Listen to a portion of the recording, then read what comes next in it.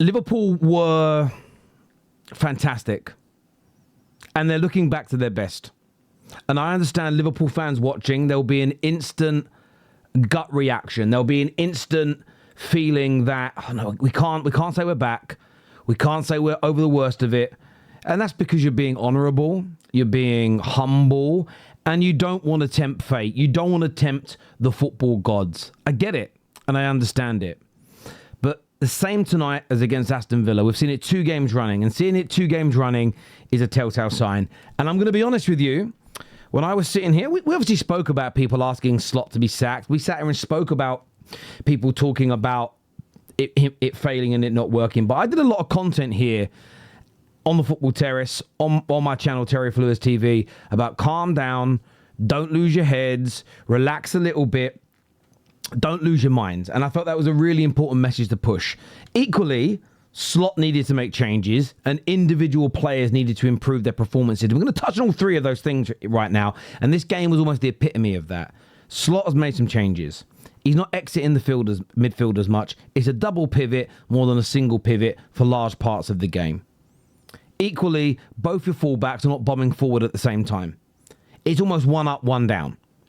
In basic form, that's what it is. So now your midfield isn't emptied, your fullback area are not emptied, meaning your centre-backs are not being exploited as much. And all defenders, no matter how good, if they're one-on-one all the time, can and will be exploited at the highest level of the game. Slot has made those subtle changes. And I see a comment here that's come through saying, Madrid are just crap, aren't they? Now, Madrid weren't crap tonight. Liverpool were brilliant.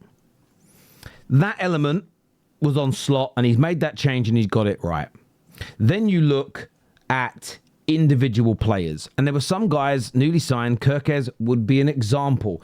Isak, who obviously was injured, but is another one. And I think for large parts, Viets this season, well, they just haven't been at the races. They just haven't been quite good enough.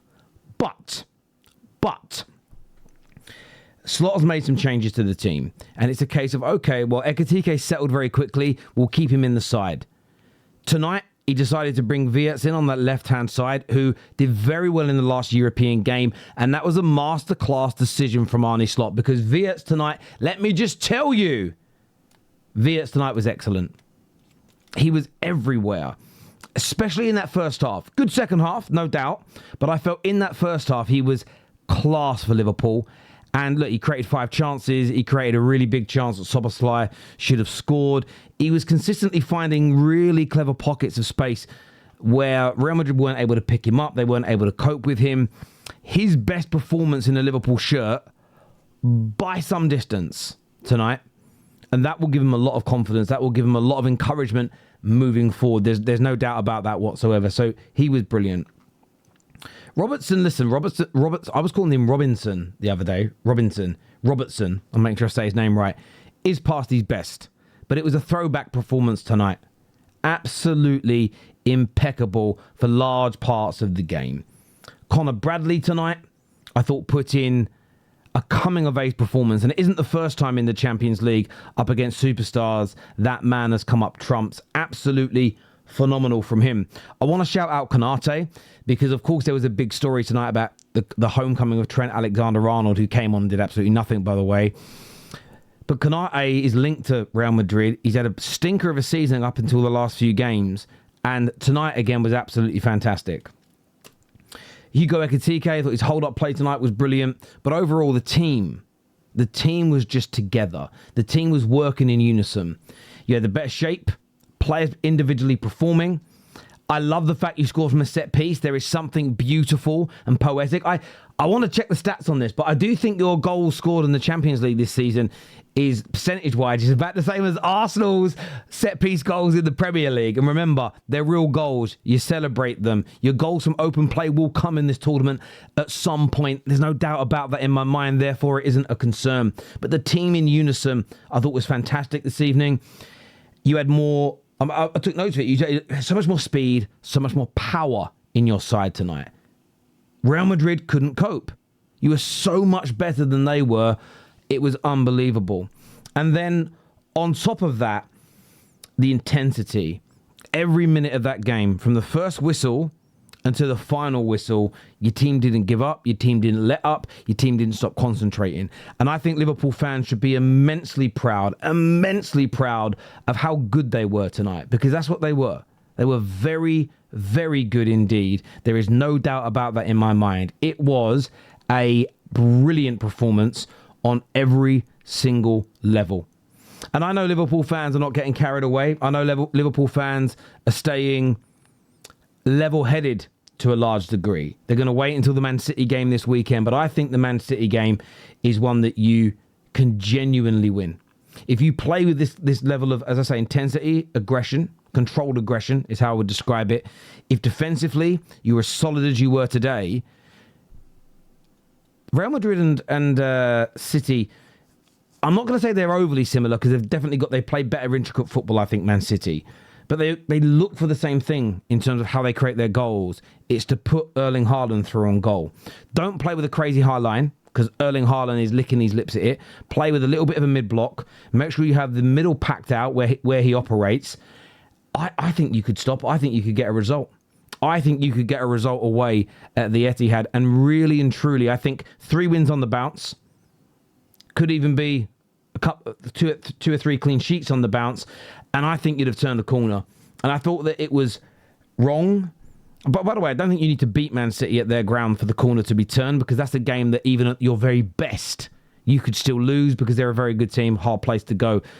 But overall, I felt that people writing Liverpool season off, thinking there wouldn't be changes, thinking that out-of-form players like Konate and Mo Salah wouldn't get back to their best. The idea that none of their new signings would click. I felt this was all just a massive exaggeration. The criticism in the moment, I think, was absolutely right, absolutely correct. But overall, I felt as though people were just doing too much, doing a little bit too much. But overall tonight, I just think that Liverpool was so much better than Real Madrid. And I sort of sat there and thinking a penny.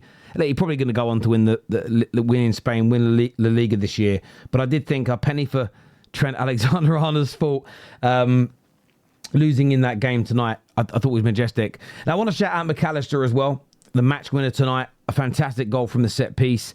And I don't always like this type of analysis, because I sometimes feel that it lacks substance. But the way he got to the header, the way he scored that goal, I heard the commentator say it and I agreed. It was like he wanted it more. And that stood out. It was like he wanted it more. That's what really stood out to me more than anything else. He just fought tooth and nail to get there. It was a great header, and it had to be, because this game did have the feeling of the final from 2021 or 22, whichever year it was. Has that feeling. Courtois, save. He kept on making them. And I'm sure there were some Liverpool fans sitting there in the stadium, at home, all around the world, thinking to themselves, it's going to happen again, isn't it? It's going to happen again, where this man just has a worldie. They score a goal against a runner play and get a smash and grab. And for a while, I felt that's how it was going to go. For a while, I felt that could be the outcome here. It did feel like that was plausible, like that could actually happen. But in the end, McAllister gets the goal, and then I think Liverpool went up a level. You had something to fight for, you had something to hold on for. And as I said at the beginning, in the last 2 games, you were just less and less and less conceding loads of open spaces, loads and loads of opportunity in games. And listen, you're never, when you're playing against a team as good as Aston Villa, when you're playing against a team as talented, full of the talent of a Real Madrid, you're going to concede opportunities. But just one big chance tonight, just 8 shots on goal and only 2 on target. And by the way, they had 61% of the ball, which is why I think if you're resolute and you're strong, you could do to Man City on Sunday what you did tonight. Because they're going to have a similar level of the ball. But it was interesting watching you play tonight, because it was different from some of your other games where you really wanted to have the ball a lot. In some respects, you look better without it. And that's not a dig with you in possession. It just played into your hands. And it's going to be intriguing to see how you do this weekend. But overall, I think Liverpool are very, very close to being considered by most back on track. I always thought you would do it. Champions League campaign's open. Your season is still well and truly alive. There's no doubt about it. I'm going to end my monologue by saying this. A week ago, you got beat by Crystal Palace in the League Cup. And I, along with most of you, is critical of it. But the one thing I threw in there that I wanted to reiterate again is that your manager, for him to have been right in that decision, he had to win his next 2 games. And he's beaten Villa.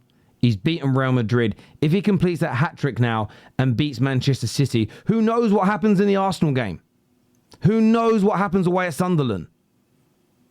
The idea that Liverpool's season was over before it had even begun, for me personally, I always thought was an exaggeration. I'd love to get your views and thoughts. Please like, share, subscribe, and hit that hype button for us, please. People!